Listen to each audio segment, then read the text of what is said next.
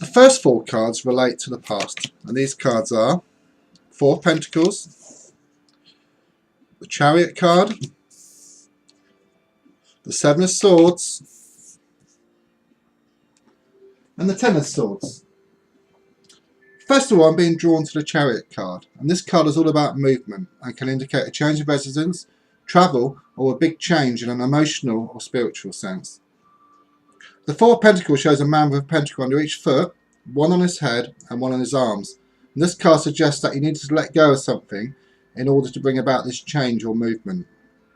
The 7 of Swords shows a man running with 5 swords in his hands, and behind him are 2 swords left on the ground. This card is about sacrifices, and so indicates that some kind of sacrifice around this change or movement was needed. The card can also indicate deceit, and there is a feeling that some kind of deceit was needed for the greater good. The 10 of Swords shows a body lying on the ground with 10 swords piercing their back. And this card is very much about the end of a situation or relationship. The strong feeling here is that the end of something helped to bring about this change or movement indicated by the Chariot. Okay, the next 3 cards talk about the present. And the cards I get are 8 of Cups, the Hermit, and the Fool card.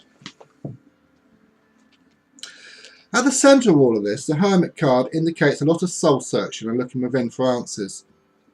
The Hermit shines a light in the dark, and this suggests that you're trying to shine some light on a situation which you're in the dark about at the moment. The 8 of Cups shows a man walking away from 8 cups stacked on the ground. The cups are in 2 rows, and on the top row there is a gap between 2 of the cups, and this suggests that there is something missing from your life. In fact, the person walking away suggests that you're looking for the missing piece which will make your life more complete.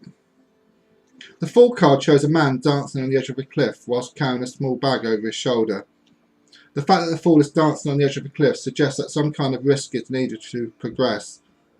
The light bag being carried shows the need to travel light in the sense that the past needs to be left where it is, and this will have the effect of leaving space for new people and new opportunities to enter your life.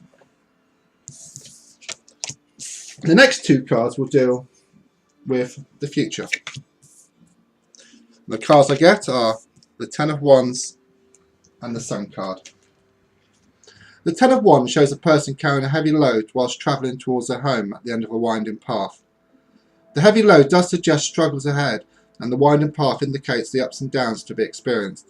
But since the path leads to the person's home, this suggests that you're travelling in the right direction. There is a feeling of the need to reduce the load to make the journey quicker, and this load relates very much around excess baggage from the past. The Sun card is by far the best card in the pack, and very much suggests that once the load is lightened, then good times and happiness will materialise into your life. In fact, once the excess baggage is removed, this will leave a gap for new people and new opportunities to enter your life. Okay, the last card relates to the final outcome. Okay, and the card I get is the Hangman.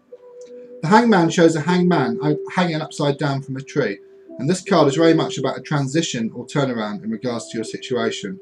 The Hangman can also indicate sacrifices, and so indicates that some kind of sacrifice will be needed to bring about this transition or turnaround. And that concludes the reading.